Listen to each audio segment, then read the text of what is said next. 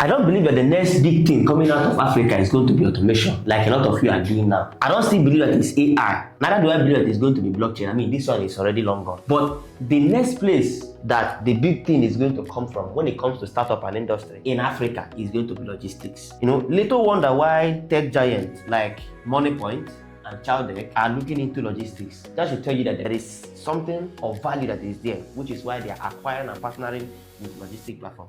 Why do I say this? A lot of times we have talked about how there is a $1 trillion opportunity in servicing the informal businesses. But what happens is that a lot of people are building AI workflows, AI automations, and giving these people systems that they don't even need in the first place. What I believe that these people need is logistics, because the average informal seller that is in the street do not have the platform that they can use to reach their target audience, people that require their services, maybe because of the lack of packaging, maybe because of the location of their shop, maybe because of lack of technical know-how and the tools that they have to power their business at this point. They can't be able to reach this kind of person. So we need a system that can be able to, first of all, publish their business. We have a lot of people that are doing this now. We have Bumper, we have Cola, we have a lot of platforms that are providing them with avenues for them to be able to achieve this. But if you look at them right now, you see that these platforms do not have the ability for them to, decorporate their business in such a way that these informal businesses can be able to access it. And that causes a limitation here because they cannot be able to get to their target audience. There are some persons who need their service, but there is no way for them to have access to this service that they are providing. But there is a problem with the current logistics that we have. It's not that we don't have logistics systems. My problem is that the current logistics systems are hiding it.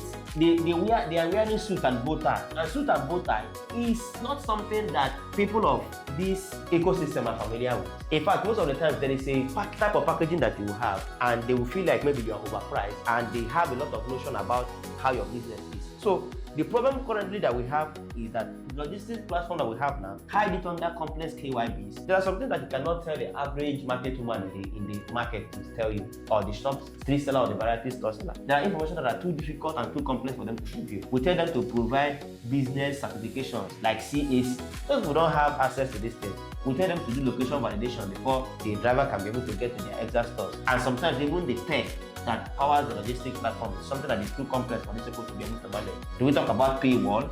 You put in prices and commission that are too difficult for these people to pay. So if there is somebody who can be able to create a system that make it comfortable for people of the informal market to be able to list their product, however you are going to do it, but have access to this market and everything that they sell, and you create a system that can be able to take the goods from there and then send it to whether it's interstate or within the state or any person who needs physical services.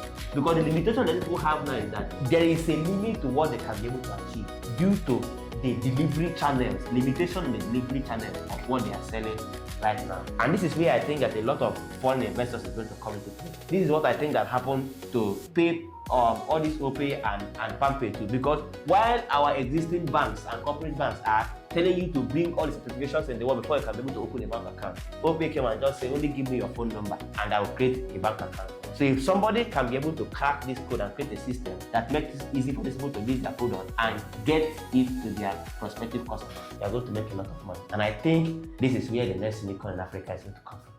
Thank you.